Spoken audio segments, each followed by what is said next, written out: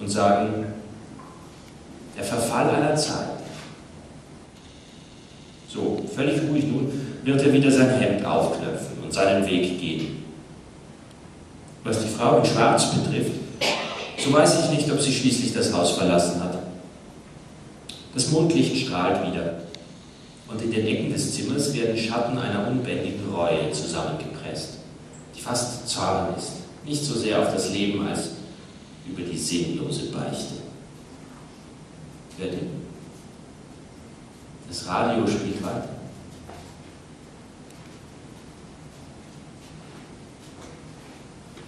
Eigentlich Nikolaus. Ich hätte ja manchmal gesagt, dass da in dieser Kirche von Monobastia der Unterricht für die Grundschüler stattfand. Das ist der heilige Nikolaus des Gedichtes. Die Sonata zu Noctus. Die zweite Sache, die mir jetzt spontan einfällt, in der Mondscheinsonate heißt es, lass mich mit dir kommen. Abschnitt hat man sich später in einem anderen dramatischen lyrischen Monolog, der Eleni, heißt es, Mine libor coma, bleib noch ein wenig. Völlig symmetrisch aufgebaut. Also Eleni ist übrigens die alternde, schöne Helena, die auch alleine ist und in der Nähe eines jungen Mannes ihren lyrisch-dramatischen Monolog dann von sich gibt. Gut, also Gedichte aus dem Zyklus Tentativiastasi, die vierte Dimension.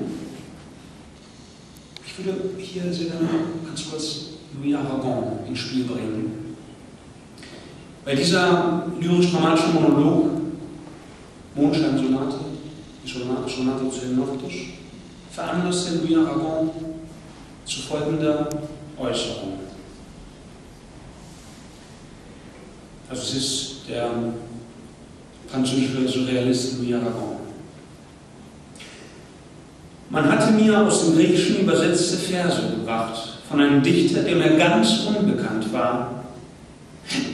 Mit einem Schlag schnürte es mir die Kehle zu, und das Seltsame war, dass ich mich daraufhin immer, wenn man mir Verse von diesem Unbekannten brachte, mehr oder weniger gut übertragen, wie beim ersten Mal unfähig fühlte, meine Augen, meine Tränen zu bezähmen. Als ich das erste Mal Yannis Ritsos las, von dem ich nichts wusste, war er entweder auf die Inseln deportiert oder irgendwo anders gefangen. Aber Sie werden mir glauben oder nicht, das hatte ich vergessen. Nicht das war es, ich schwöre Ihnen, das nicht. Wie oft danach ist es wieder so gewesen, alles geht vor sich, als ob dieser Dichter das Geheimnis meiner Seele besitze, als ob er allein mich so zu erschüttern wisse. Verstehen Sie mich? Nur er.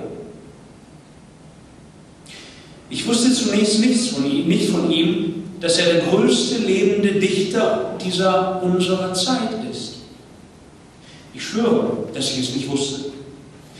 Ich habe es nach und nach erfahren, von einem Gedicht zum anderen, ich würde sagen, von einem Geheimnis zum anderen, denn ein jedes Mal war es der Schock einer Enthüllung, den ich verspürte.